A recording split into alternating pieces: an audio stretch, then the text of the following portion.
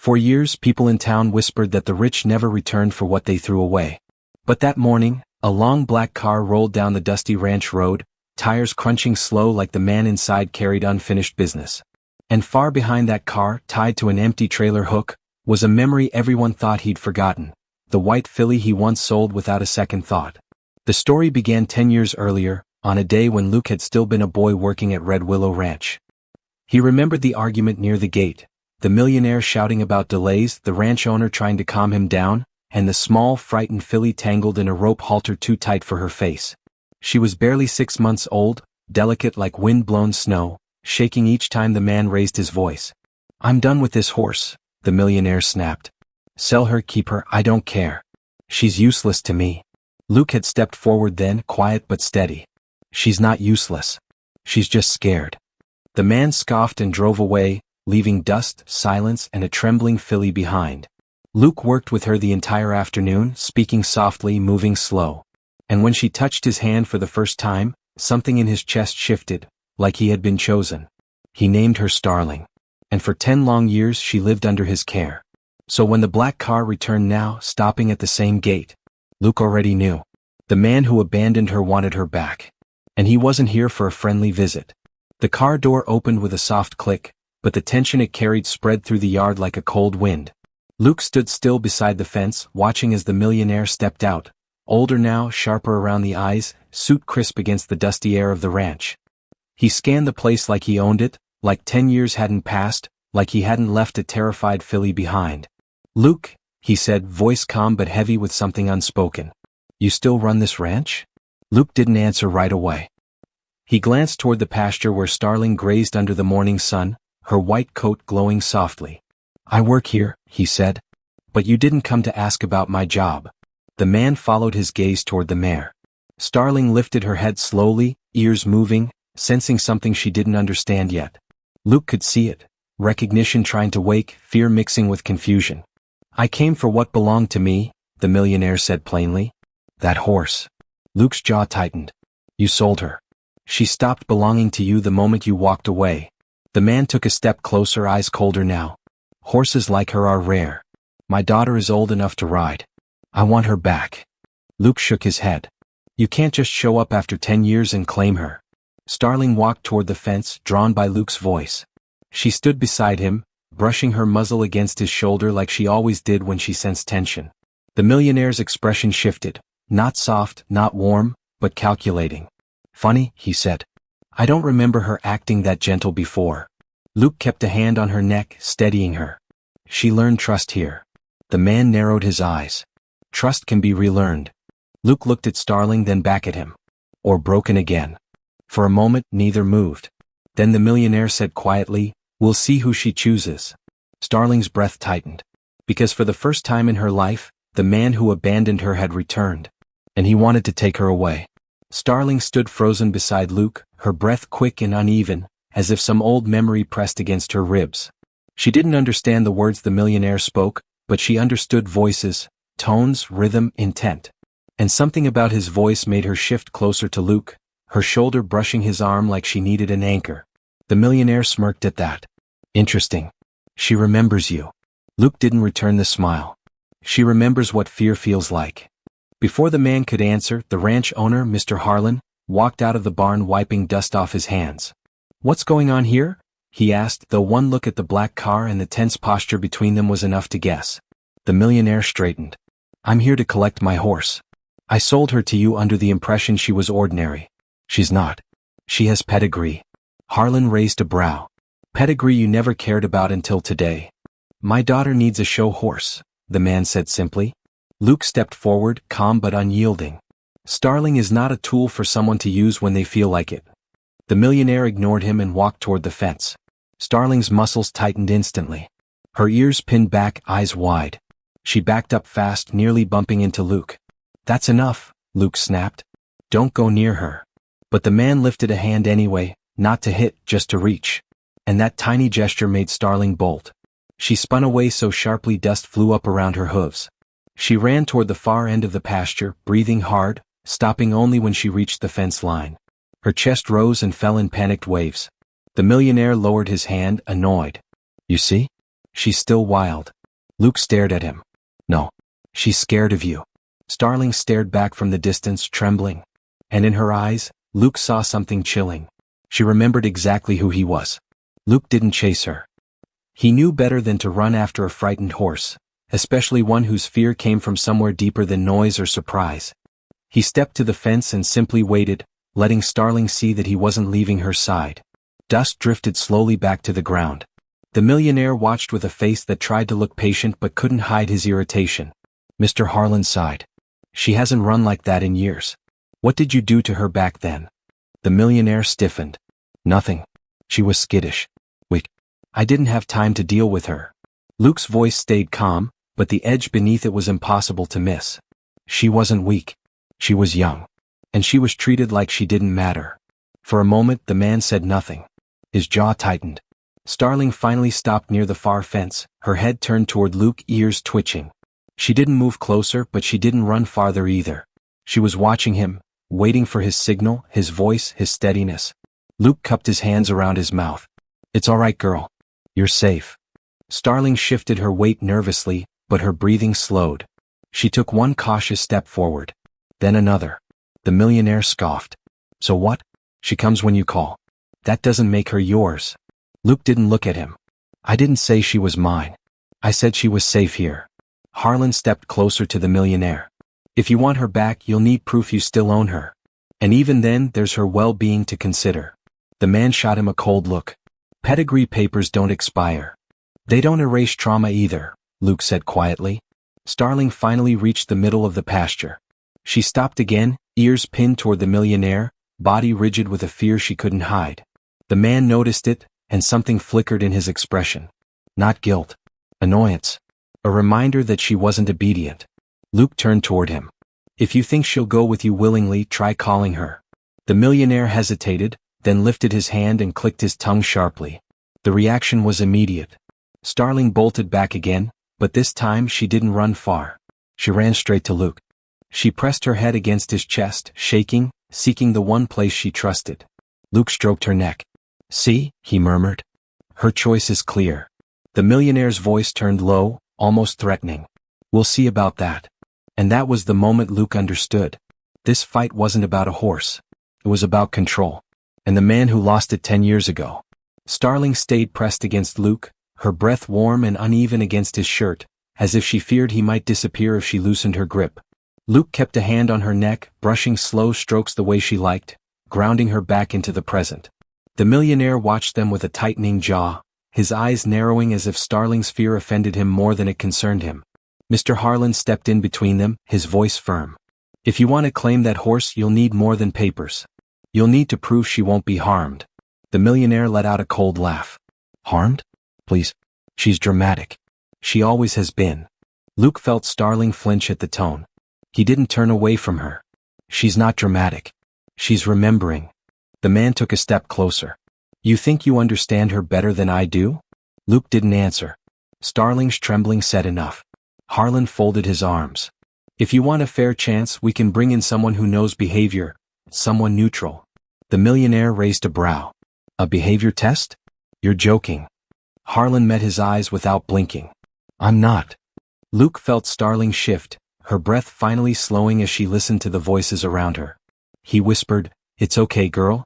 I'm not letting you go with someone who scares you. The millionaire walked to the fence again. Starling tensed instantly, but Luke stepped forward and blocked him from coming closer. Stop, Luke said quietly. She's telling you no. The man tried to laugh it off. She'll get over it. No, Luke said, voice steady but sharp. She won't. Starling lifted her head, watching Luke, trusting that he meant every word. The millionaire straightened his jacket. Fine. Call your specialist. I'll wait. And when we're done, I'll be leaving with my horse. Harlan sighed. We'll let the horse decide that. As the millionaire walked away to take a call, Luke stayed beside Starling, hands still on her coat. Claire appeared from the barn doorway then, worry on her face. She had heard everything. Luke, is he serious? He wants to take her? Luke nodded slowly. He's not going to win. Claire looked at Starling, trembling against him. Because she chose you? Luke stroked the mare's neck, eyes soft. Because she's afraid of him, and I'm not letting fear decide her life.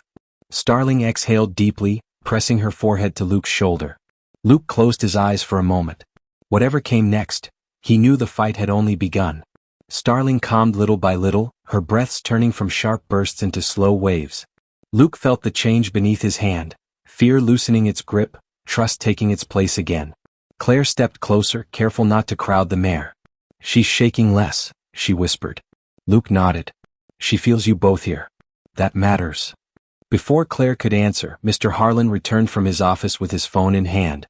"I've reached someone," he said. "A behavior specialist. Neutral, experienced, no ties to any of us. She'll be here in half an hour." The news settled like weight on all of them, a mix of hope and worry. Luke looked out toward the pasture where the millionaire stood making impatient phone calls. "He won't back down," Luke murmured. Harlan sighed. "No. Men like him don't like losing.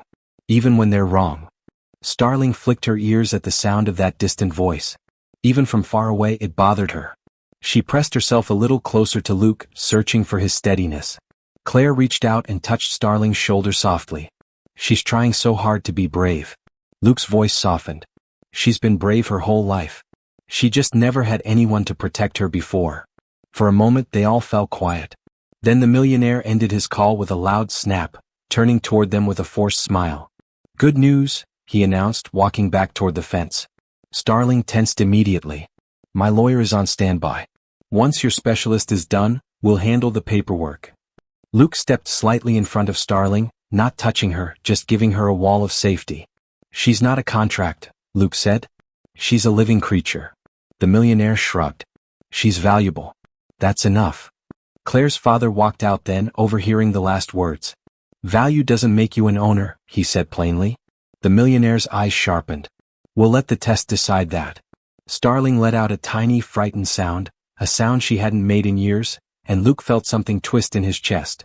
Claire whispered, "Luke, she's afraid the test won't choose her heart." Luke ran a hand down Starling's neck. "She won't go through it alone." Starling lifted her head, eyes locked on Luke's, trusting him completely, even when she didn't trust the world around her. And as the sound of a car approached in the distance, bringing the specialist closer, Luke knew one thing for certain. Starling wasn't just fighting for her home. She was fighting to stay with the only person who ever made her feel safe.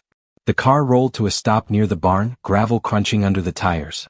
Starling lifted her head sharply, ears pricked toward the sound.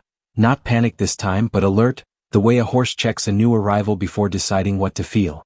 Luke kept his hand on her neck, steady and warm. "It's okay," he murmured. "We're right here." A woman stepped out of the car, dressed simply in boots and a denim shirt, her hair tied back. She walked with the quiet confidence of someone who understood animals more than people. No rush. No sharp movements. Just calm steps, giving the mare time to watch her. "Afternoon," she said softly, stopping a good distance away. "I'm Marin. I hear a horse needs to show us her truth." Her tone was gentle, but the millionaire's voice jumped in quickly. "Good. Let's get started. I don't have all day." Marin didn't even look at him. Her eyes were on Starling, studying her breath, her posture, the tremble in her sides, the way she leaned toward Luke like her entire world sat in that one spot. "She's holding fear in her ribs," Marin said quietly. "But not because of the people standing with her." Luke felt Starling shift closer to him as if confirming the assessment. Claire stepped forward. "Can you tell what happened to her?" Marin nodded once. "Not exact events. But I can see who she fears, and who she trusts." The millionaire folded his arms, trying to mask his impatience. "Good. Then show us." Marin's eyes moved to him, calm, reflective, but sharp enough to unsettle. "I will. But you need to follow my rules. No stepping close. No speaking unless spoken to. No hand gestures." He frowned. "Why?" "Because she's watching your energy," Marin said. "And so am I." Luke almost smiled. Claire bit her lip to hide hers. Marin turned back to Starling. "First, I want to see how she reacts when each of you approaches her. Slowly. One at a time." Starling tensed. Luke whispered, "I've got you, girl." Marin nodded.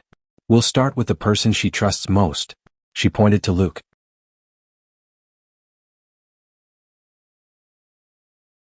Claire stepped aside, giving him room. The millionaire scoffed under his breath. Luke approached slowly, almost like a shadow, soft steps, open hands.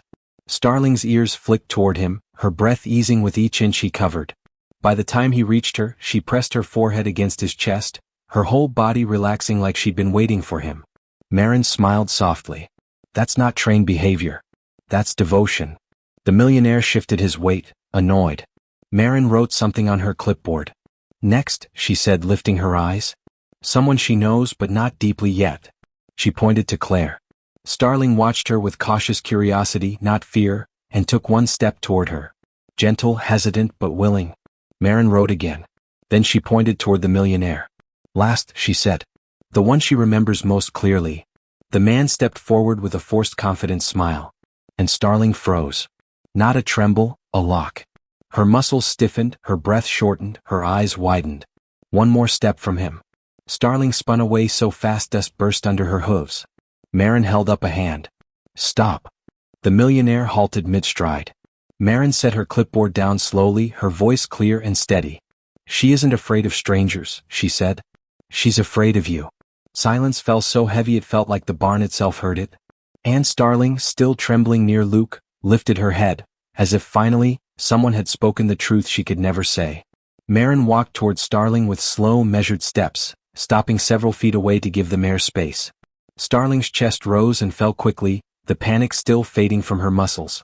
Luke stayed beside her but didn't touch her this time, letting Maren observe without interference. Maren's voice lowered into a soft, soothing tone. It's all right, girl. You're safe now. No one will touch you without your permission. She glanced back at the group. A horse doesn't freeze like that unless a memory hits hard. The millionaire forced a laugh. She's dramatic. That's all. Maren lifted her chin, unbothered. No. This is trauma recognition. And it's directed specifically at you. She turned to Mr. Harlan. Has anyone else here ever raised a hand or voice at her? Never, Harlan said firmly.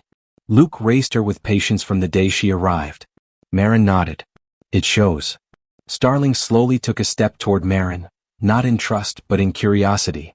Maren stayed perfectly still, letting Starling lead. The mare sniffed her sleeve, then relaxed by a small degree. Good, Maren whispered.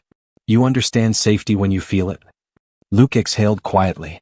Claire watched Starling's movements, hope blooming in her expression. So, what does this mean? Maren picked up her clipboard again. It means she associates Luke with security and she associates that man, she pointed slightly toward the millionaire, with threat. The man bristled. You can't prove that. Maren smiled politely. I already did. She walked toward the center of the field and motioned for them all to follow. Now we do the second test. This one is the decider. Luke kept Starling close as they moved. Claire followed, worried but trusting the process. The millionaire lagged behind, irritation growing with every step. Maren stood at the far end of the pasture. I want each of you to stand still, apart from one another. No calls. No gestures. Just your presence. They formed a wide triangle, Luke on one side, Claire on another, the millionaire across from them. Maren released Starling's lead rope and stepped back. Let her choose where she feels safe.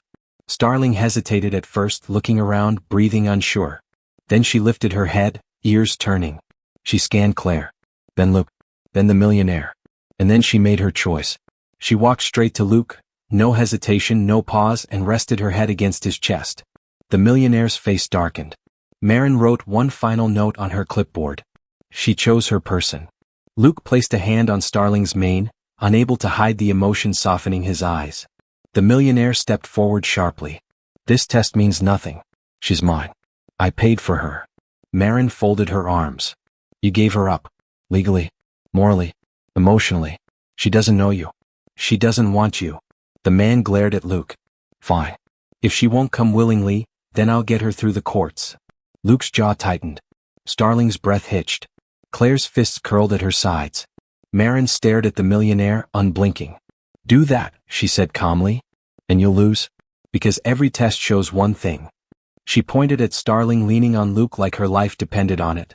She belongs where her heart is safe. The threat of court hung in the air like a storm cloud that hadn't fully broken yet. Starling sensed it instantly, her ears pinned, her breath tightening, her body pressing closer into Luke as though she heard danger in the space between the millionaire's words. Luke rested a hand on her neck, steadying her, but he didn't look away from the man. Claire stepped forward, anger shaking in her voice. Why are you doing this? You didn't even want her back then. You left her terrified. The millionaire didn't flinch. And now she's worth something. A horse with her bloodline can compete. She belongs with people who know her value. Luke's eyes darkened. You had your chance to value her. You threw it away. Mare moved between them before tempers could climb further. All right, she said firmly, let's focus on what matters. This horse's emotional health is tied to one person and one person only. That bond isn't basic familiarity, it's dependence formed through years of care. Starling lifted her head, brushing her muzzle against Luke's arm as if to underline the point.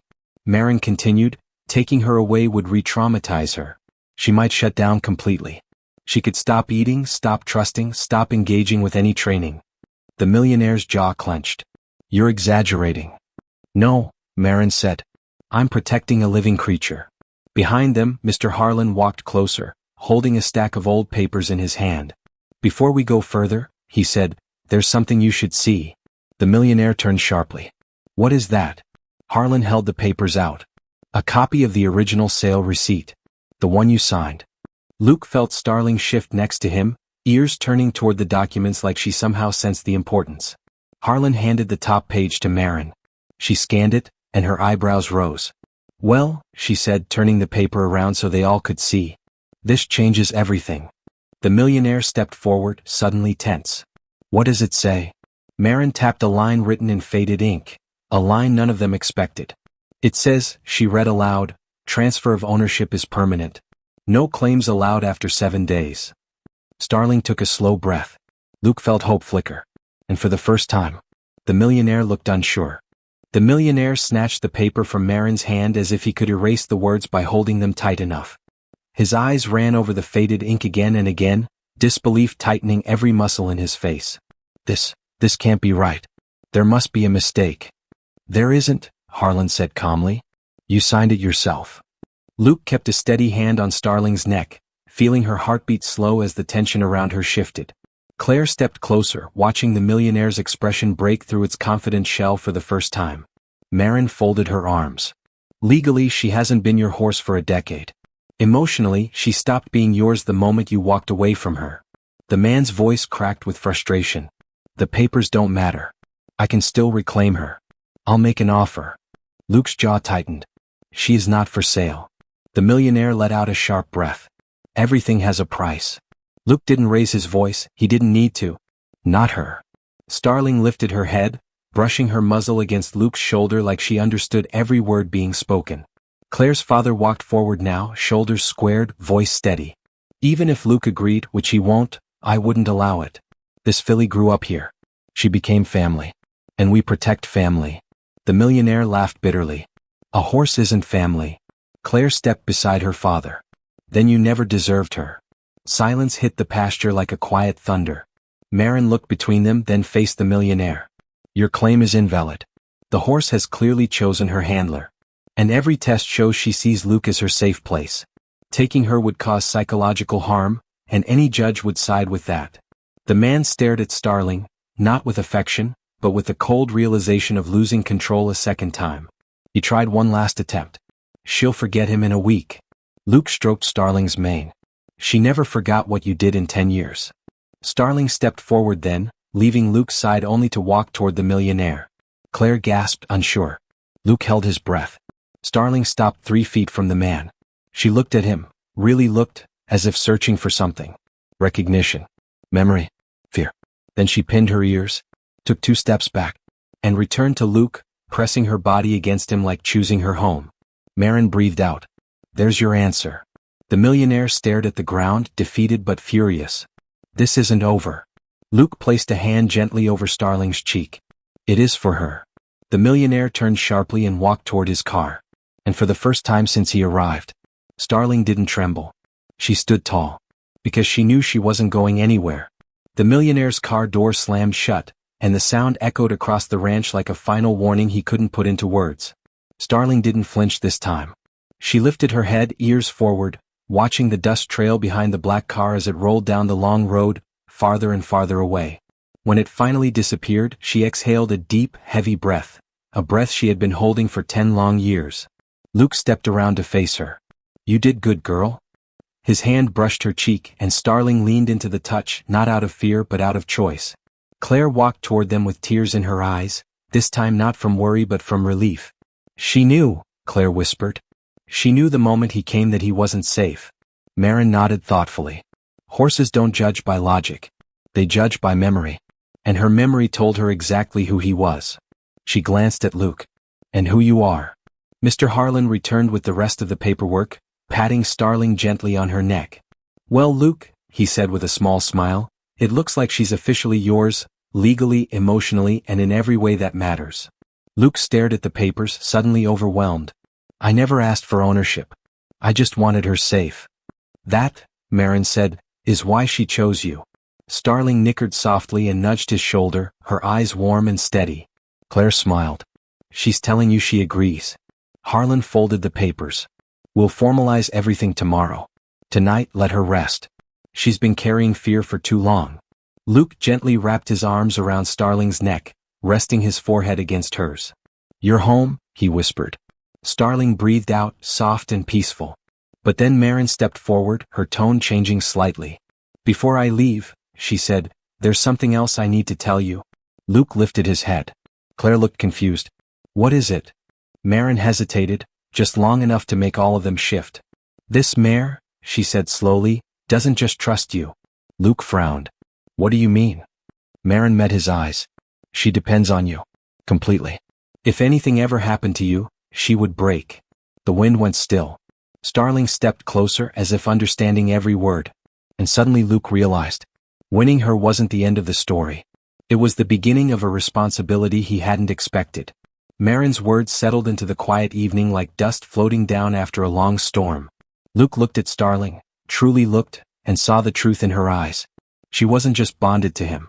She was anchored to him. Every breath she took leaned toward his calm. Every step she made echoed his steadiness. Starling had built her entire sense of safety around one person, and now he carried a weight he never asked for but couldn't imagine not holding. Luke stroked her mane gently. Then I'll make sure nothing happens to me, he said with a soft smile, trying to ease the heaviness. But Mare shook her head lightly. That's not how life works, she said. The question isn't whether you can protect her forever. The question is whether you can teach her to trust beyond you, so she can live a full life, not a fearful one. Claire stepped closer, understanding dawning on her face. You mean, help her trust us too? Mare nodded. That's the real healing. Not choosing one safe person, but learning that more than one exists. Starling nudged Luke's arm, then Claire's as if testing the idea in her own way. Claire smiled through a warm ache in her chest. We can do that. We can all be her safety. Harlan placed a reassuring hand on Luke's shoulder. You don't have to carry it alone. She has us. And so do you. For the first time, Luke allowed himself to breathe fully.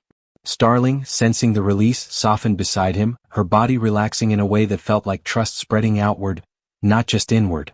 Mare gathered her clipboard. She's already healing. Because none of you gave up on her. Starling stepped forward, standing between Luke and Claire's father, touching them both lightly with her muzzle, not choosing one this time but including them all.